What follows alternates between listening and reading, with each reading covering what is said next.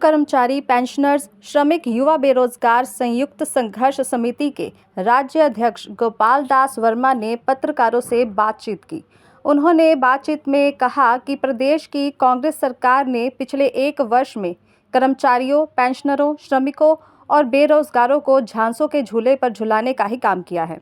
ये बात बिलासपुर में पत्रकारों को संबोधित करते हुए कर्मचारी नेता गोपाल दास ने कहा कि पिछले विधानसभा चुनाव से पूर्व कांग्रेस के बड़े बड़े नेताओं ने इन वर्गों को बड़े बड़े सब्ज बाग दिखाए, उनके वोट लेकर सत्ता पाई, किंतु सत्ता पाने के बाद पिछले 1 वर्ष से उनके सभी आर्थिक लाभों को रोककर उन्हें महंगाई की चक्की में पीसने का काम किया है।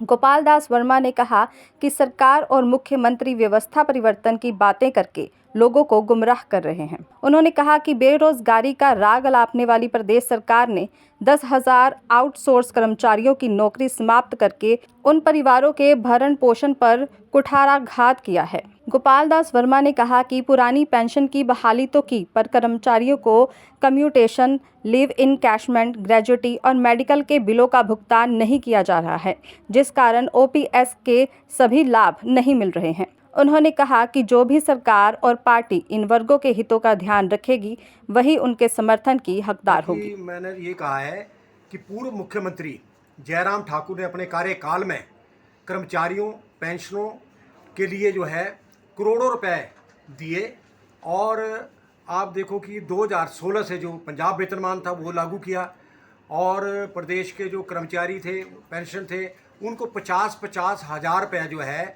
वो एरियर का दिया, और अपने 5 साल के कार्यकाल में जो है अतिरिक्त महंगाई भत्तों का, किस्तों का भी नगद भुगतान किया, और मेडिकल रिवर्समेंट का जो पैसा था कर्मचारी पेंशनों को हर महीने मिलता था, हर महीने दिया, कोई तंगी नहीं रही। जबकि आप देखो कि 2 साल तो कोविड में गुजर गए। कोविड में जी हालात इतने ख़राब थे, उसके बावजूद भी उन्होंने जो है कर्मचारियों की मांगों को, पेंशनों की मांगों को लागू किया। तो आज हालात ये हैं, वर्तमान में सुखविंदर सुक्खू जो सरकार बनी है, इन्होंने भी बड़े बड़े वादे कर्मचारियों से किए थे, और आज हालात देखो, ना कर्मचारियों को एरियर है, ना पेंशनों को एरियर है। वो भी पेंशनों को भी पीछे तोड़ मरोड़ करके जो एरियर दिया गया है, कब किसी को 10,000, किसी को 15,000, किसी को 20,000, और इसके अलावा जो मेडिकल रिवर्समेंट का जो पैसा है 30 करोड़ रुपए, वो तो प्रश्न ही पैदा नहीं होता, 15 महीनों में मिला ही नहीं है, और 2,000 पेंशन जो है वो बिना इलाज के स्वर्ग सिधार के। तो आप देखिए, जो स्वास्थ्य सेवाओं पे पैसा देना चाहिए था सरकार को, वो कुछ नहीं किया है। और दूसरी बात मैं आपसे ये कहना चाहता हूँ कि वर्तमान सरकार जो है, ये कर्मचारी, प्रदेश के कर्मचारियों ने आंदोलन किए, बड़े बड़े आंदोलन किए, और आज वर्तमान सरकार कह रही कि ट्रिब्यूनल बहाल होना चाहिए। तो कर्मचारी विरोधी फैसले हैं ये।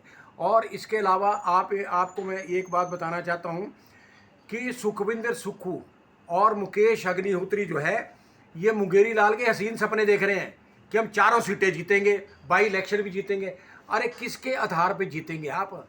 क्या आपने 15 महीनों में क्या किया? आपने सिर्फ झूठ की राजनीति करी हिमाचल प्रदेश के अंदर, झूठ बोला, और झूठ बोल के आपने सत्ता हथियाई है। तो इसलिए ये है कि अब ये आपका जो है आखिरी समय है।